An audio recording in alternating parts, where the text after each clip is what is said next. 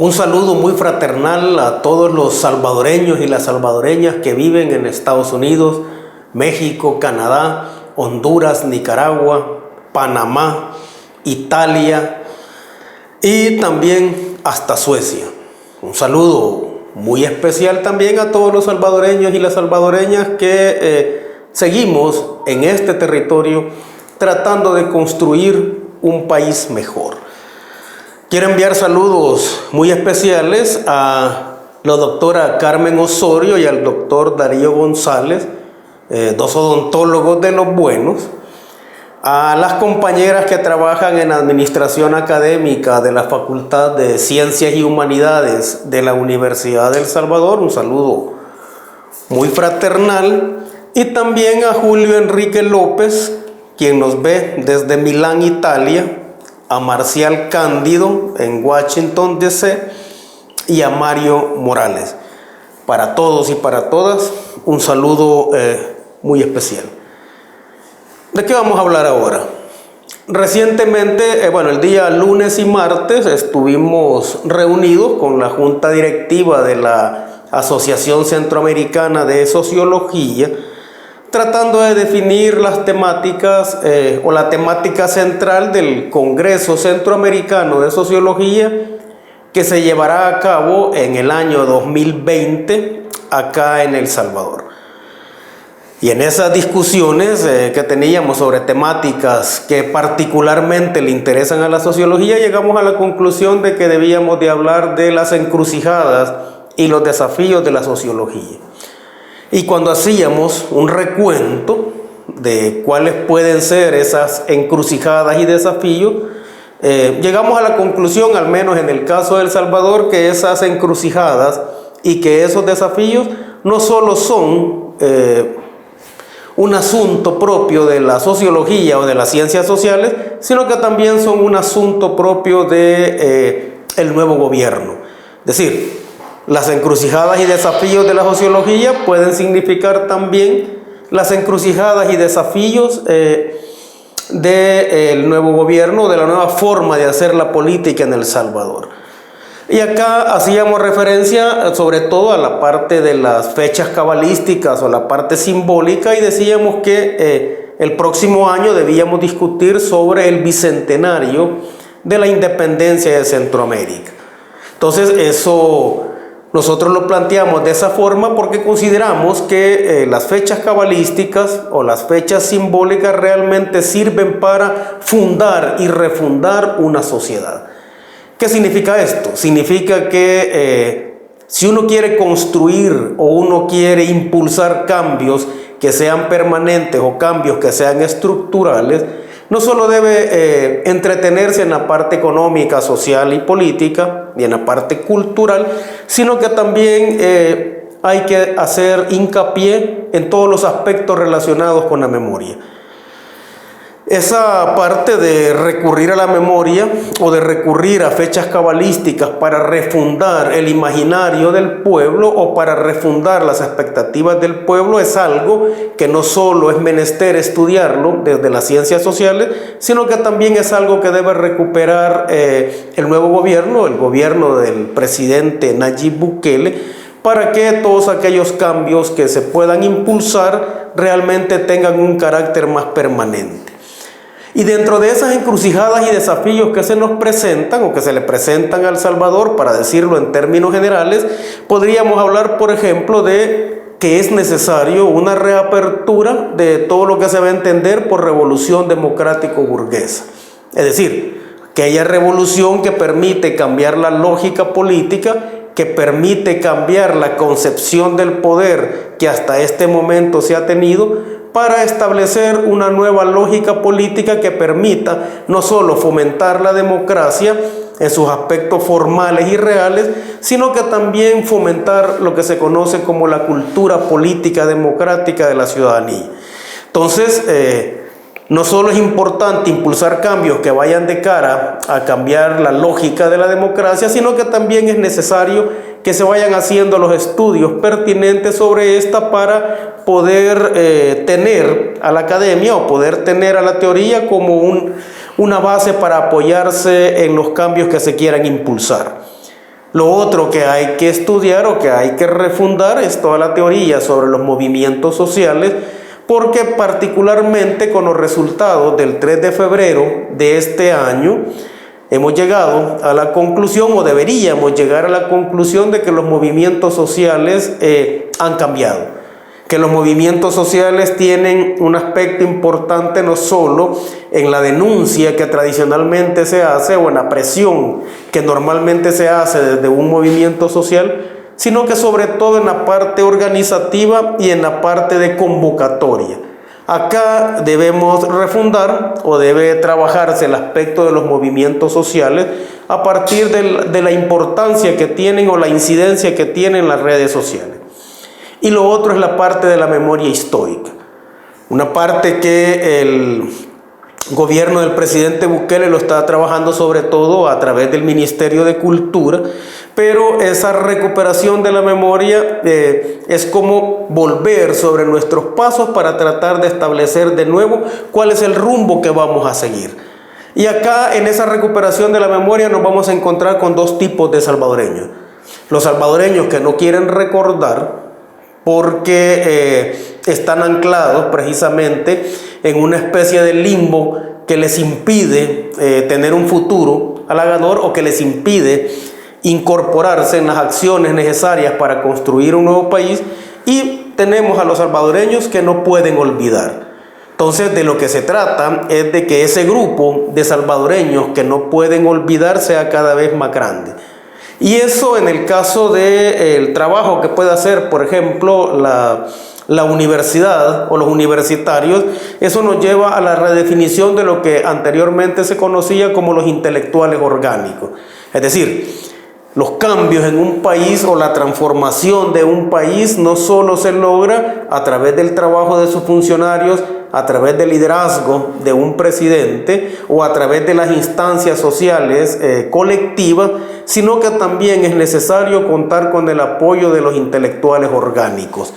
¿Y quiénes son los intelectuales orgánicos? Son todos aquellos que llevan un registro cotidiano de la realidad para tratar de ir decodificando esa realidad en función de establecer cuáles son las líneas o cuál es el camino a seguir. Entonces, esa es la parte importante, ¿no?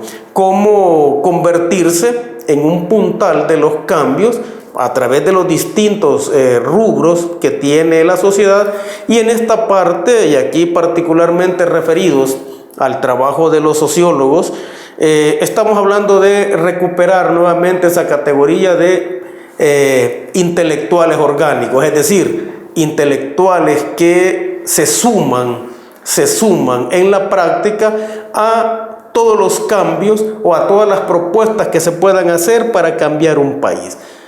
Y esto es importante porque cuando estamos hablando de una serie de cambios o cuando estamos hablando de una serie de medidas a impulsar, es necesario que nosotros tengamos claro de qué se trata. Es necesario que nosotros también tengamos claro cuál es el camino, cuáles son los errores que se pueden cometer para tratar de aportar desde nuestra propia perspectiva. La historia corta, no solo de las ciencias sociales en El Salvador, sino que la historia corta de los últimos gobiernos que hemos tenido, nos permite reconocer que en este momento esa historia corta se ha juntado con un país que está metido en serios problemas. Un país que tiene una crisis de democracia y una crisis del sistema de partidos políticos. Un país que tiene una crisis de la corrupción que se ha convertido en una corrupción galopante. Un país con inseguridad ciudadana. Ese es el país que tenemos en este momento, y ese país obviamente no se puede cambiar de la noche a la mañana. Y entonces acá nos topamos con las primeras encrucijadas, unas encrucijadas que debe resolver no solo la sociología, sino que también el presidente Nayib Bukele, en el sentido de saber cuál es el rumbo que se va a tomar. Sabemos que somos un país que tiene problemas económicos, pero la modernización económica, por ejemplo, es importante o tiene sentido únicamente cuando esa modernización económica se traduce en un mayor bienestar de la familia salvadoreña. Y para que la modernización económica o para que el progreso económico sea perdurable, es necesario fortalecer la democracia. Esa es la exigencia que se enfrenta en este momento, ¿no? ¿Cómo lograr el progreso económico al mismo tiempo que se consolida la democracia o que se le da un nuevo rumbo a la democracia? Eso es lo que le da legitimidad a los gobiernos. Y esa legitimidad hay que ganarla día a día. Es una legitimidad que se logra con propuestas, con acciones, con argumentos sólidos en torno a lo que se está haciendo. Nosotros tenemos un país, o el presidente Nayib Bukele está al frente de un país que tiene una herencia, que es una herencia de lucha, pero también es una herencia de corrupción e impunidad. Pero esas herencias deben ser fuentes de exigencia para los gobernantes.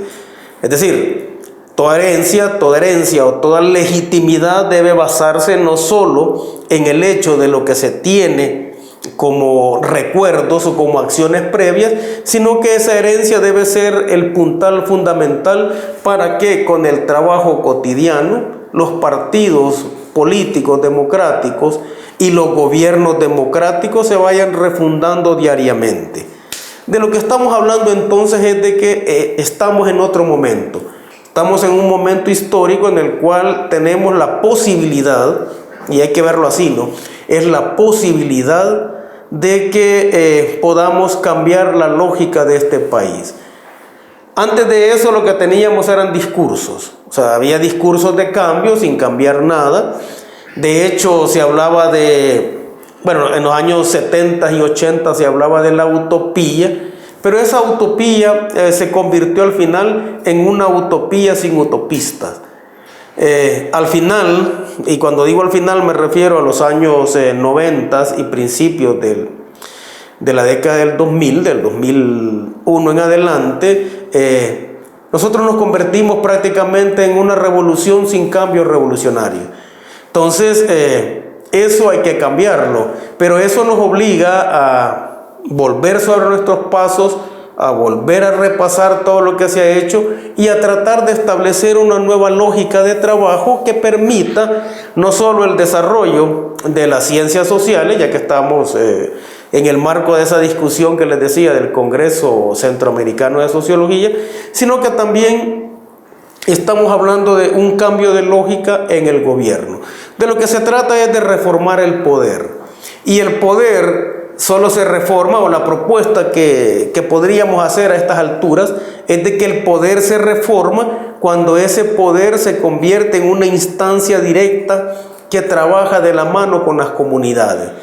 ¿Qué significa esto? Significa darle una nueva visión a lo que podríamos considerar como la territorialidad institucional y cultural. Es decir, un gobierno que está con las comunidades, un gobierno que trabaja de la mano de ellas, un gobierno que escucha y resuelve los problemas de la forma más rápida posible. Esas son las exigencias que se tienen, o esa es la visión que se tiene desde las comunidades, y son esas comunidades o la población de esas comunidades las que van a ir refrendando su compromiso para trabajar por un nuevo país, o para ir resolviendo al final las encrucijadas con las que nos vamos a con las que nos vamos a topar. Ciertamente los salvadoreños no quieren ningún tipo de aventurerismo político. Ciertamente los salvadoreños no quieren saltar de la sartén al fuego. Los salvadoreños lo que están esperando es realmente construir algo distinto, tener un nuevo tipo de gobierno, tener de cerca o conocer de cerca lo que significa la democracia. Nosotros somos un país que tiene justos reclamos, un país lleno de agravios, producto de las décadas anteriores, pero también somos un país que tenemos nuevas demandas, y somos un país que, al menos en este momento, tenemos nuevas esperanzas, y esperamos que se puedan responder todas las preguntas que anteriormente hemos tenido y que han quedado prácticamente en el olvido. ¿Qué es lo que tenemos en este momento? ¿O cuál es el país que tiene en este momento, que está liderando en este momento el presidente Nayib Bukele. Es un país de comunidades que no pueden seguir esperando porque se les resuelvan no solo sus necesidades básicas, sino que también se les resuelvan todas sus reivindicaciones. Es un país que tiene una fortaleza, o cuyas comunidades tienen una fortaleza precisamente en todo lo que es su trabajo cultural o en todo lo que es su herencia cultural. ¿Qué es lo que tenemos? Tenemos un El Salvador que está lleno de campesinos que están endeudados, con tierras que están endeudadas, con tierras que no están produciendo. Pero al mismo tiempo tenemos un área rural que está dispuesta a reaccionar si se le dan los incentivos necesarios. Tenemos un El Salvador lleno de trabajadores que andan en busca de mejores empleos y de mejores salarios. Y un país, un El Salvador lleno de trabajadores que realmente se comen las uñas diariamente para tratar de resolver el problema de los 3 tiempos de comida. Pero al mismo tiempo tenemos un El Salvador lleno de trabajadores que están dispuestos a poner el hombro y están dispuestos a trabajar todo lo que sea necesario para construir un nuevo país para sus hijos. Tenemos un El Salvador lleno de mujeres a las cuales todavía no se les trata de la forma de vida y a las cuales no se les han construido todas las oportunidades necesarias. Un país, un El Salvador lleno de mujeres que tienen una enorme capacidad política, intelectual y social que podrían aportar muchísimo para transformar este país. Tenemos un El Salvador con empresarios, sobre todo los pequeños y medianos empresarios, que están dispuestos a trabajar por construir un nuevo El Salvador. Un sector de pequeños y medianos empresarios que se la han visto a palitos, como dice la gente, porque no hay incentivos o porque la burocracia se come todos los trámites y les impide crecer de la forma en que deben crecer. Tenemos un El Salvador lleno de profesionales que andan en busca de espacios en los cuales puedan desarrollar todas sus competencias. Una serie de profesionales muy brillantes que han tenido que dedicarse a trabajos prácticamente del sector informal porque no encuentran las oportunidades necesarias para poner en evidencia cuál es todo su potencial. Tenemos un El Salvador, el presidente Nayib Bukele está frente a un El Salvador que está lleno de maestros, de universitarios, de investigadores que piden los incentivos necesarios para poder dar su aporte. Y allí decíamos, estamos hablando de los intelectuales orgánicos que pueden servir de base, no solo para ir monitoreando la realidad y las propuestas del nuevo gobierno, sino que también para ir estableciendo nuevos rumbos para este país. Tenemos un El Salvador con hambre y sed de justicia. Tenemos un El Salvador o tenemos un pueblo que ha sido agraviado durante muchísimos años. Tenemos un El Salvador al cual hay que servirle, al cual hay que darle mejores oportunidades. Tenemos un El Salvador lleno de ciudadanos que viven diariamente la inseguridad. Ciudadanos que merecen oportunidades mejores, ciudadanos que quieren construir un nuevo país. Esas encrucijadas de tener una serie de problemas, por un lado, de tener una población que está sumida en una serie de problemas, pero que al mismo tiempo es una población valiente, es una población con coraje, que está dispuesta a poner el hombro, o que está dispuesta a trabajar con mucho esfuerzo, si ve que los cambios realmente les están beneficiando. Ese es el país que tiene frente a sí el presidente Nayib Bukele. Un país que realmente está lleno de un potencial enorme, un país que ha sabido sobrevivir no solo a los catástrofes naturales que han sido como muy presentes en nosotros, sino que también un país que ha sobrevivido la corrupción, la impunidad, la injusticia, la represión. Un país que está dispuesto a poner todo su empeño para transformarse a sí mismo. Entonces, la encrucijada es irse por el lado de beneficiar directamente a la población con todos los cambios que se puedan hacer, o repetir de nuevo lo que se ha venido haciendo. Yo creo que acá la cuestión está bastante clara, ¿no? Esa encrucijada en la cual estamos metidos en este momento, nos va a demandar una serie de medidas que puedan ser medidas duras, pero que hay que tener claro que son medidas necesarias para fortalecer la democracia en El Salvador, para superar la crisis del sistema de partidos políticos y sobre todo para superar la crisis de esperanza que hasta ahora habíamos tenido. Esas encrucijadas y desafíos del presidente Nayib Bukele también vimos que eran las encrucijadas y desafíos que tenemos como sociólogos y que de alguna forma nosotros vamos a tratar de solventar a partir de nuestra posición muy particular, es decir, aportar desde nuestro propio espacio todo lo que sea necesario para que realmente El Salvador llegue a ser un país distinto. Espero que el próximo miércoles estemos debatiendo de nuevo sobre esto y siempre son bienvenidas todas las sugerencias y comentarios que ustedes hacen.